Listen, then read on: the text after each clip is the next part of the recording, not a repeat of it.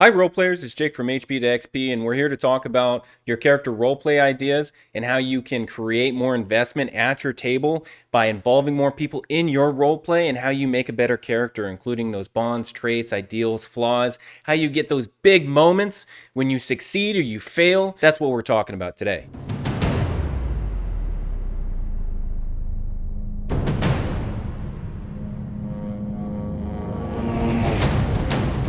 So we're taking a look at these traits, ideals, bonds, and flaws and rolling right into it.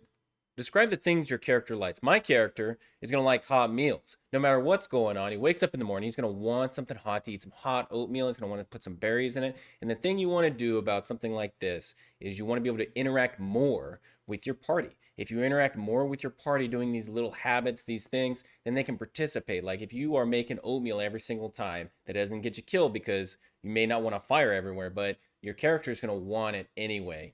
And the other players, the other characters in the party, they can be like, oh, I have this to try in your oatmeal today, or they might want some oatmeal. And little things like that are what help out flesh your character, create more interaction, and you have more fun. You create inside jokes, and you just generally just build more camaraderie in a party because you are an adventuring party. You're going and doing stuff together. Past accomplishments. So my character in this case won an amateur bardic limerick contest. And one of the things that a lot of new players especially get afraid of is being more creative or trying to be funny if they're not naturally funny. It's really just a practice thing. And you start by writing these things down, finding them online, taking something like dad jokes and altering them a little bit to fit within the D&D world, and then you present them in character, and then you try it out and you try it out and you keep doing it, and then you get better at it, honestly, and you just become more funny because you're just more practiced at it. It's a skill. It's not a natural thing for everyone. The next thing, we're talking about dislikes. My character dislikes the rain. He's going to do everything he can to avoid the rain, whether it be, run away from the enemy or take something that's disadvantageous in his position in order to avoid the rain, no matter what's going on. If he goes outside and it starts to rain, he's stopping whatever he's doing and he's going to try and get inside. He might break into a building and get away from the rain just because of how it makes his coat all, wrinkly and, And then we get to fears. He's afraid of cats. Cats are the source of all evil in the known plane to him because it's the great cat conspiracy, the 9 lives of the cat and the necromantic agenda in which the cats shall dominate. So every time that this character has the opportunity to avoid cats, he's going to avoid cats. If there's a cat across the street, he's going to make sure and try and take another street. Little things like that that might not be explained right away. And I encourage you not to explain directly, but to just show in your role play. Self-attitude. So my character is going to feel like he's clumsy. Even though he is not necessarily clumsy, he might not have as much courage in order to do stuff, pick the lock, or, juggle, or whatever it might be. They might think that they're bad at it. Mannerisms. My character is going to strike a pose no matter what's going on if they have accomplished something. Whenever they end up doing something that they think is a good accomplishment, they're going to put their hands on their hips and like strike a heroic pose and just wait for people to notice. Look what I just did. And the next thing we're talking about, ability scores. So my character is going to be weak.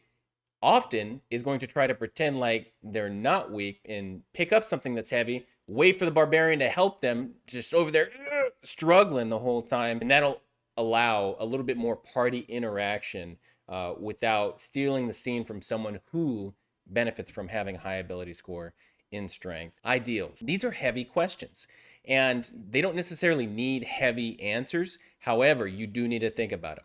And principles that you will never betray. For my character, honor amongst thieves. However, it is a guideline. So he could betray the guideline, which, yeah, he could betray the honor amongst the thieves. But it just depends. It depends on what's going on, what his motivations are, what he wants, all this other stuff. So it's just something to know about him in particular. Next thing, what would prompt you to make sacrifice? His family's in danger?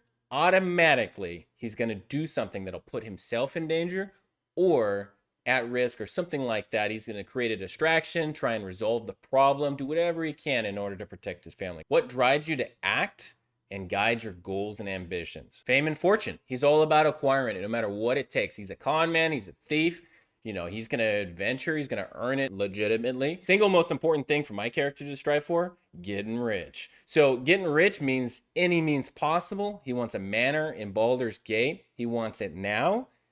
whatever get rich scheme he can be a part of, he's going to do it. If he's got to make a deal with the beholder, underneath the city of Waterdeep in order to get rich, that's what he's going to do. Something to talk about with bonds. Don't neglect having family or friends in favor of just having that super edgy, hardcore lone wolf. That's a character concept you can have. However, there's a lot of missed opportunity if you are not engaged with someone in your backstory that you care about.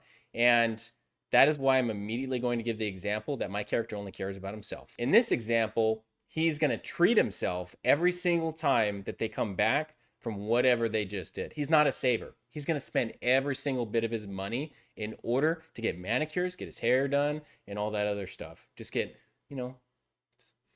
What place does he feel a special connection? He's going to feel a special connection with the alleyways near the market, wherever he goes, because that's where he used to play dice as a kid when he used to be a thief on the street.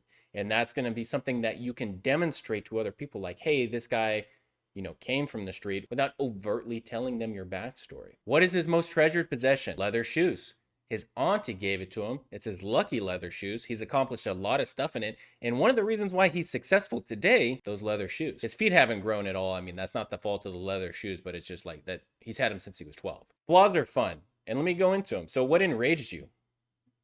For my character, poor fashion. There's nothing that makes him angrier than a villain that doesn't know how to dress. How are you going to give a sweet monologue if you can't even look suave? He's not going to respect anybody that's not put together well. And he's going to let him know in the middle of combat, like, hey, your shoes do not match your belt. What is your character actively terrified of? One person concept or event that you're terrified of. For my character, it's war. War is terrible. And a lot of common families, especially in the way that, Forgotten Realms hierarchical society is set up, most people are common. Most people are just making their way. Therefore, a lot of people suffer during war. And that's one of the things that he'll do anything actively to avoid, whether it be angering organizations or, powerful beings or dragons, of course, things like that. What are your vices? So you could go with a typical, roguish thief one, like gambling and alcohol, but you could go one step further and go a little bit more ridiculous and say that you're obsessed with dice and that every single person that you play a game with, you're trying to steal their dice or their cards. If you play with the captain of the guard, you know what my character is going to do? He's going to try and steal the cards at the end of the game, even if it gets him in trouble. Hey, thanks for joining us for some of our character roleplay ideas. And if you liked what you saw, then you can check out our live stream campaign over here, or some of our other player or DM tips over